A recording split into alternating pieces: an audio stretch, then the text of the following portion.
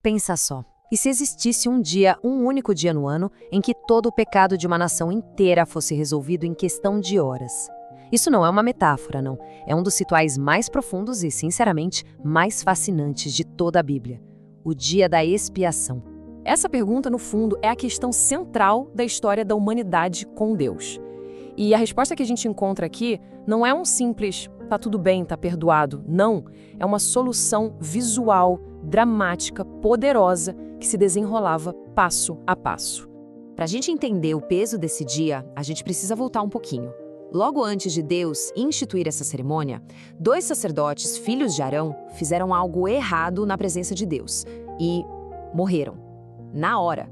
A lição foi brutal, aterrorizante. Existe um abismo gigantesco entre a santidade de Deus e a nossa condição humana.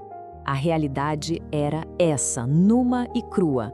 Deus é fogo consumidor, e a humanidade, por outro lado, está manchada, contaminada pelo pecado. Como o teólogo João Calvino disse uma vez, o problema não é que Deus está longe, o problema é que a humanidade está tão contaminada que não consegue sobreviver perto da pureza dele. O acesso precisava de um mediador.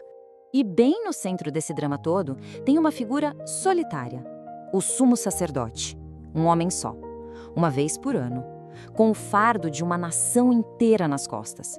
Só que ele carregava um outro fardo, um que complicava absolutamente tudo, o seu próprio pecado. Antes mesmo de pensar em representar o povo, ele precisava ser purificado. Primeiro, um sacrifício por ele mesmo, depois pela sua família, e só então ele podia começar a interceder pela nação. Isso já mostra uma verdade incrível. O próprio mediador precisava desesperadamente de um mediador para ele. Tem uma frase de Charles Spurgeon que resume isso de um jeito perfeito. O sistema todo já era, por natureza, uma grande pista. Ele apontava para uma necessidade muito maior, a de um sacerdote que não precisasse ele mesmo de um sacrifício. A intensidade da presença de Deus era tão, mas tão avassaladora que, ao entrar no lugar mais sagrado da terra, o sacerdote tinha que queimar incenso. Aquela fumaça criava uma nuvem, uma espécie de véu, para que ele não olhasse diretamente para a glória de Deus e morresse na hora. Cada detalhe gritava: a santidade de Deus é perigosíssima para o pecador. E aí, a gente chega no coração do ritual. 2 bodes, aparentemente idênticos. Eles eram trazidos para diante do sacerdote. E eles não eram 2 opções, tipo A ou B. Não, eram 2 partes da mesma e única solução de Deus para o problema do pecado. O primeiro bode era sacrificado. O sangue dele representava o pagamento. É o que a gente chama de propiciação. A justiça de Deus exigia que a dívida fosse paga, e era paga com sangue. Mas só pagar a dívida não apaga o registro dela, não é? E é aí que entra o segundo bode. Ele representa a expiação, a remoção completa da culpa.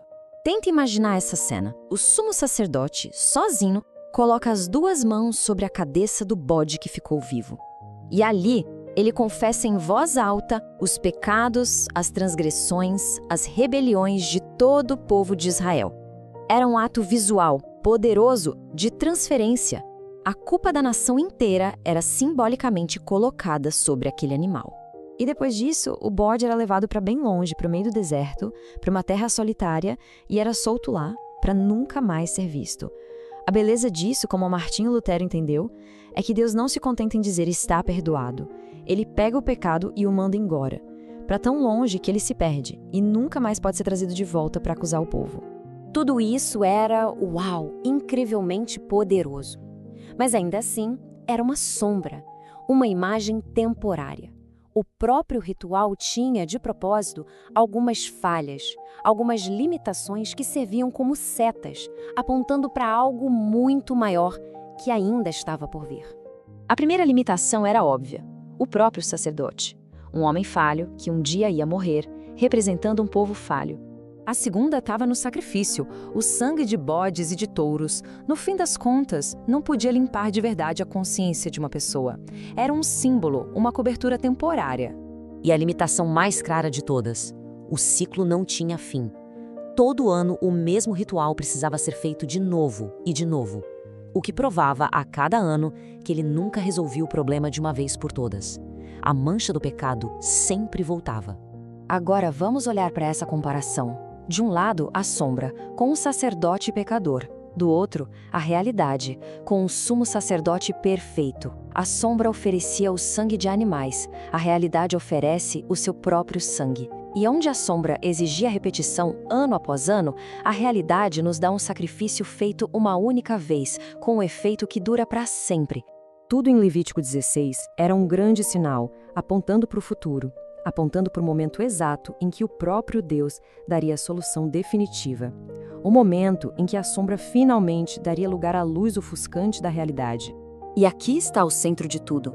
Um Deus que é ao mesmo tempo puro amor e perfeita justiça, não pode só fingir que o pecado não existe. A justiça dele exige o pagamento. Mas o amor dele quer desesperadamente remover a culpa. Como resolver essa equação?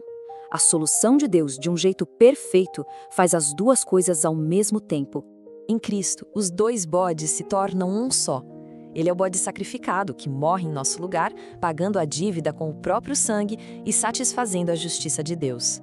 E, ao mesmo tempo, ele é o bode emissário, que carrega os nossos pecados para tão longe, mas tão longe, que eles nunca mais poderão ser usados para nos acusar. E isso tudo nos leva à pergunta final. Se o sacerdote perfeito ofereceu o sacrifício perfeito, de uma vez por todas, se a dívida foi completamente paga e a culpa foi permanentemente removida, o que então ainda nos impede de entrar com total confiança na presença de Deus?